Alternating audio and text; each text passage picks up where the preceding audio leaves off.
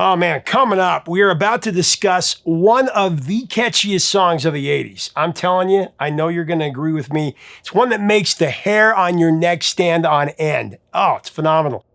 But it came from a genius, reclusive artist who didn't want the limelight at all. He played the game best he could, but he was miserable doing it. He should have had dozens of hits, but today's song was his only hit in America. There's a lot to this story. After this big smash hit, he walked away from music forever to be a father. He never returned, but he had good reason not to. When he was away, a greedy label put a lame remix album out without his permission, and he hated it. He sued him, and they had to destroy every single copy they had made. And this was sweet revenge, especially after his label had sued him for not being commercial enough. The story of a classic is coming up next.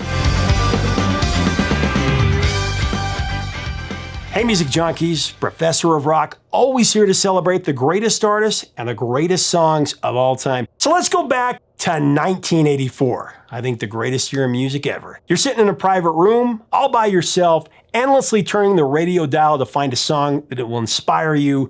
All of a sudden, you hear a mysterious, ethereal voice that makes you abruptly halt your incessant searching.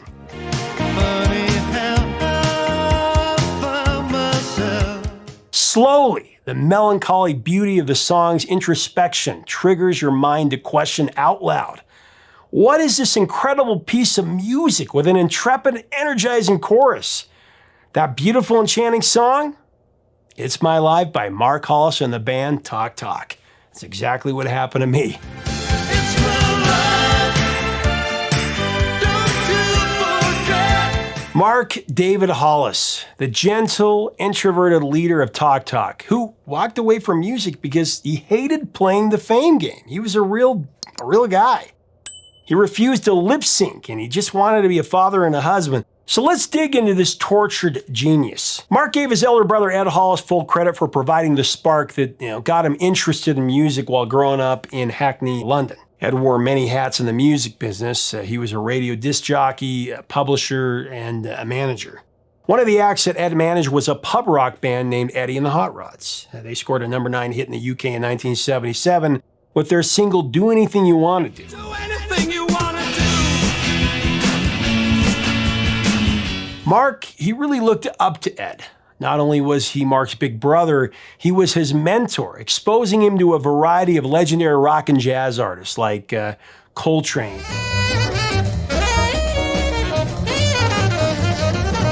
and Miles Davis, and Otis Redding, and Steve Winwood. Let me tell you about someone I knew, communicated, but he did not. Whom Marc would later actually have the privilege of collaborating with, Steve Winwood.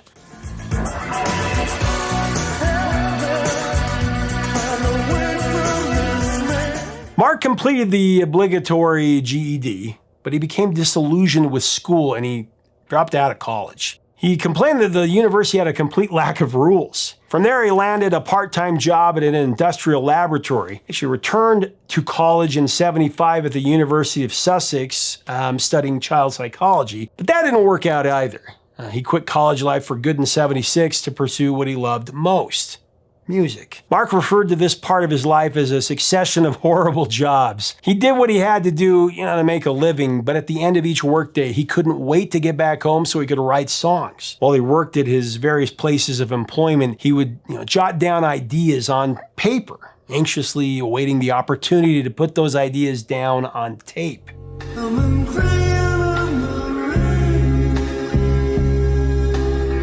In 1977, Marc was captivated with the emerging punk scene. Like every other young artist in the UK, it was intoxicating. At the advice of his mentor, his brother Ed, Marc formed his first band in 1977. They were actually called The Reaction.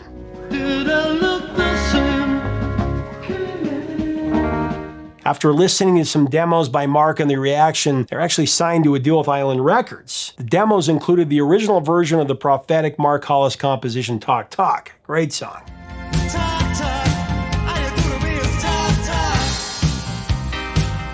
The Reaction had a one-and-done lifespan, though. Island Records released the only single from the group. It's called I Can't Resist in '78, with no success. The group disbanded the next year in '79.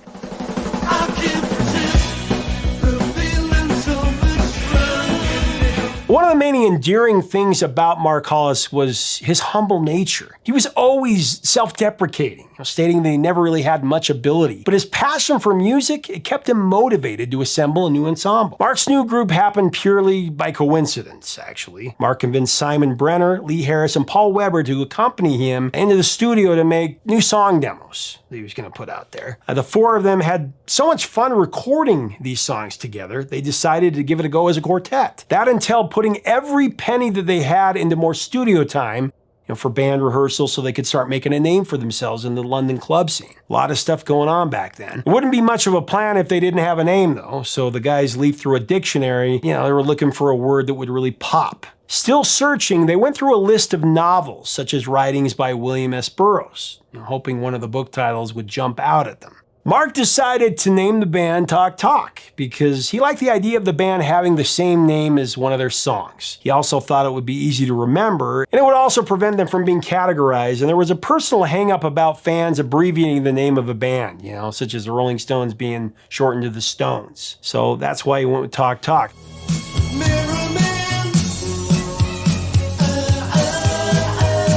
The Party's Over, the first LP by Talk Talk, was a fine debut in the UK. It peaked at number 23 in the charts. Led by Today, the group's second single that moved to number 14 in the UK, and the title track that the band was named after, that went to number 23 in the UK, and it received significant album rock radio play here in America.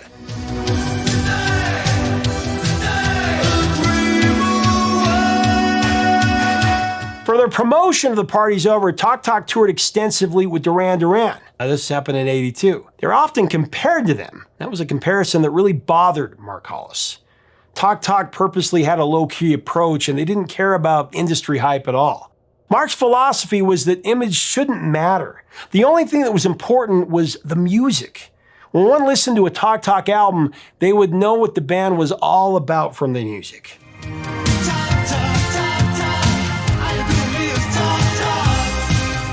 For Talk Talk's third record, the music grew more personal, more mature, and they moved into a more avant-garde direction. It was an evolution that was important to Marc Hollis. As I mentioned before, he didn't care about image. He didn't want his art to be formatted or even compromised. The title track, It's My Life, that was about as personal as it could get for Marc Hollis. Framed around the narrative of a man in love with an unfaithful partner and confused as to why he can't let it go. The anguish is immediately unleashed in verse 1. When he says, "Funny how I find myself in love with you. If I could buy my reasoning, I'd pay to lose. One half won't do." Brilliant. If I could buy my reasoning. But alas, he doesn't succumb to the despair of a one-sided love affair. Instead, he clutches to his internal self-determination and defiantly declares his independence. And when he says, "It's my life, don't you forget it. It's my life, it never ends."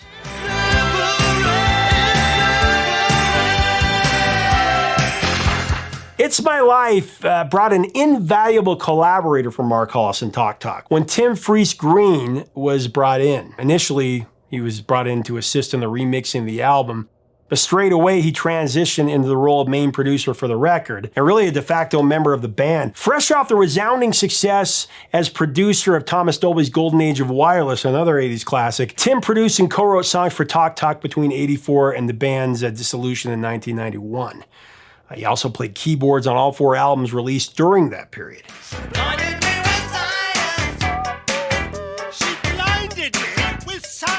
The timing for Tim Friese-Greene to come on board for It's My Life, it was uncanny. He had just returned to London from America, and before he could start another project that would have taken away his availability, he agreed to work with Talk Talk. It wasn't a coincidence to Marc Hollis, though.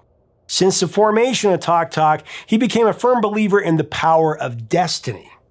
Friese-Greene's main keyboard line, oh man, it just elegantly glides under Marc Hollis's moving vocal. It gives It's My Life a sleekness counter to the dark lyrics and a surging optimism to the chorus that just made it such a great track in the Hollis-Friese-Greene partnership. It's my life. Don't you forget. The musical arrangement of It's My Life, that begins with a synthesized crashing wave effect, followed by the simulated sounds of a flock of flamingos.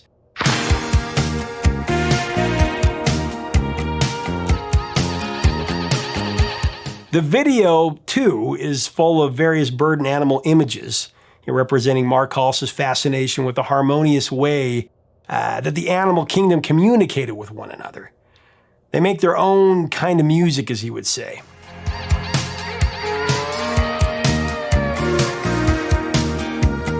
The other thing I have to say about this song is Marc's voice, it's just mesmerizing. You can't put your finger on it. It's really hard to describe, but it just makes you feel everything. So It's My Life signaled the gradual transformation of Talk Talk. Friese-Greene was instrumental in the reimagining of the band, almost as if he instinctively knew what Marc Hollis wanted the band to be. Something that was, as I said before, hard to describe, hard to categorize. Perhaps something more celestial.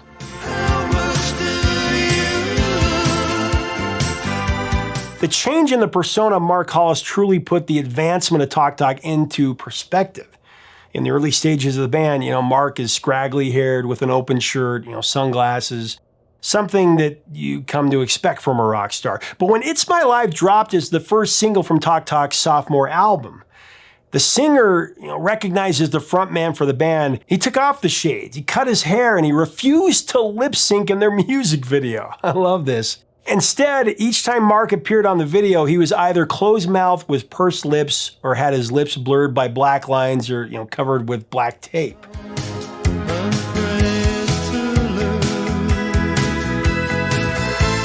I mean, Marc wasn't against video, music videos as a vehicle for his music. He just despised the dishonesty of lip syncing, and he would rather appear on film doing something that was true to his heart. He just wouldn't do it. Marc loved the cinema, and one of his favorites was the classical musical Singing in the Rain, a movie that he watched dozens of times, as he said in interviews.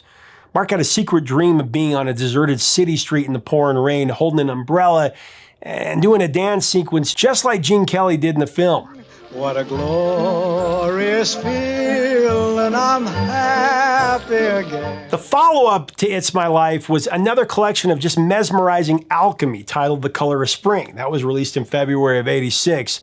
The album featured the last round of hit singles for Talk Talk, at least from a radio or mass appeal perspective. Life's What You Make It, one of the most inspirational in the Marc Hollis songbook, put the past in the rearview mirror and, went forward with confidence and optimism. When it says, baby, life's what you make it, celebrate it, anticipate it. Yesterday's faded, nothing can change it, life's what you make it.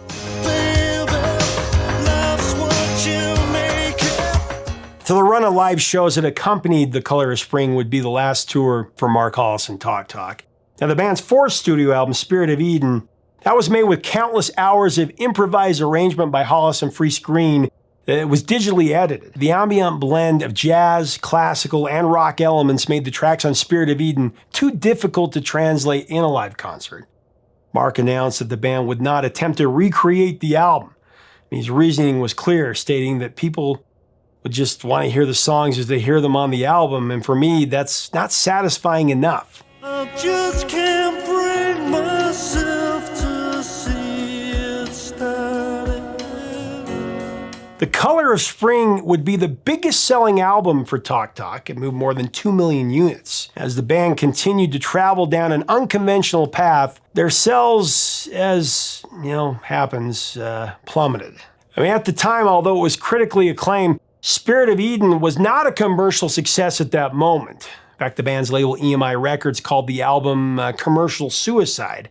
They were so upset with the esoteric direction of Talk Talk, they actually sued Marc Hollis, charging that as the leader of the group, he was being willfully obscure and uncommercial. It makes me think of two things. It makes me think of what the suit said to Robert Smith of The Cure when he did Disintegration.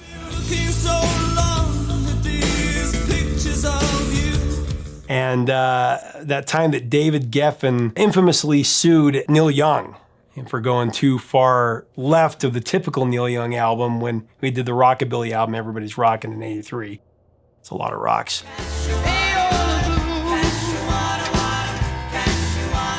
Marc Hollis was not going to let EMI or any other label dictate artistic terms, though, so he left the label. He signed Talk Talk to Polydor Records. EMI responded by re-releasing It's My Life in 1990, and the re-release charted higher than the first run, cresting at number 13 on the UK singles chart, and it even won a Brit Music Award.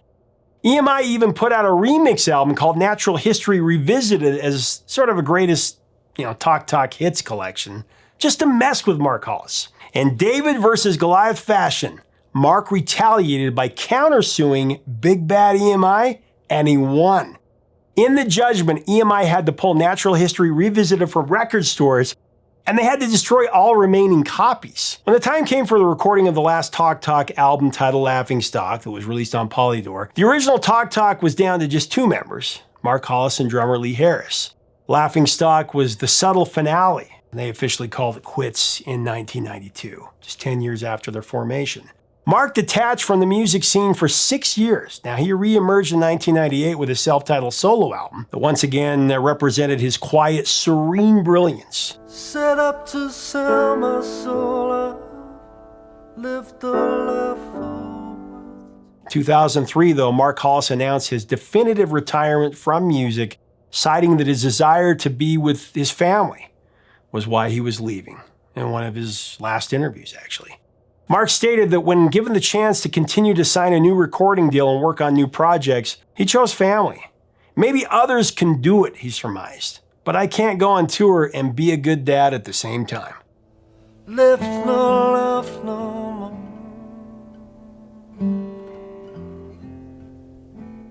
I just love that. So when Marc announced his permanent exit from the music industry, one of his most successful compositions was introduced to a whole new generation when No Doubt reconstructed It's My Life as a new track to be included on their Singles 1992-2003 compilation.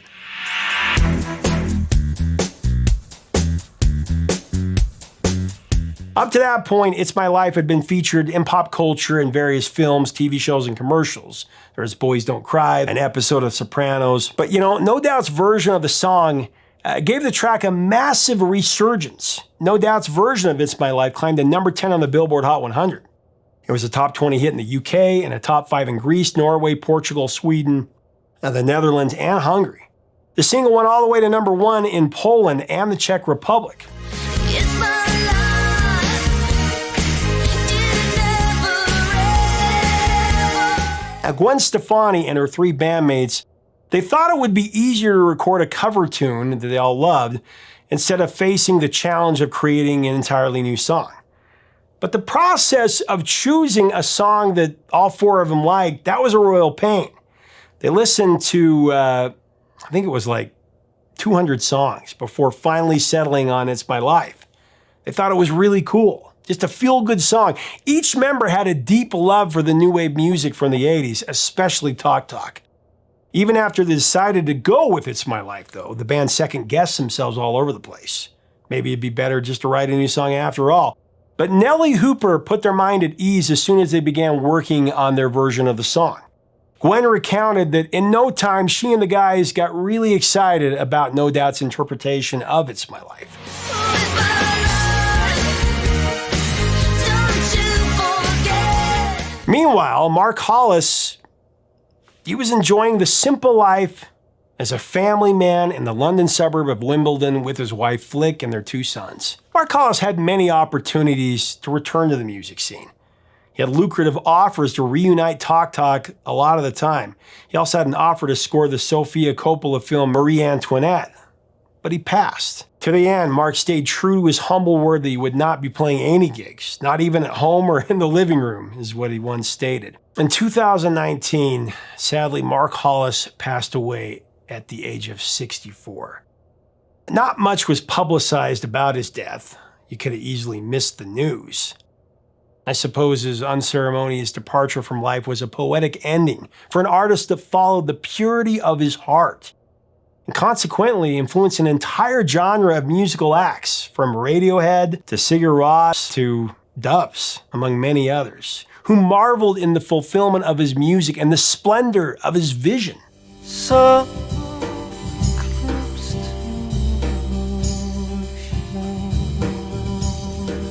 Marc Hollis was one of the few artists in the history of popular music that relished comfortable silence. He was a master of sonic solitude. And one of my favorite quotes from Marc was one that he made very early in the 10-year run of Talk Talk. Now, when asked about his approach to creating music, Marc said, and I quote, "Silence is above everything. I would rather hear one note than two, and I'd rather hear silence than one note." Perhaps the ultimate legacy of Marc Hollis is silence. Beautiful silence that he thoughtfully placed between the beats, between the notes, and between the verses.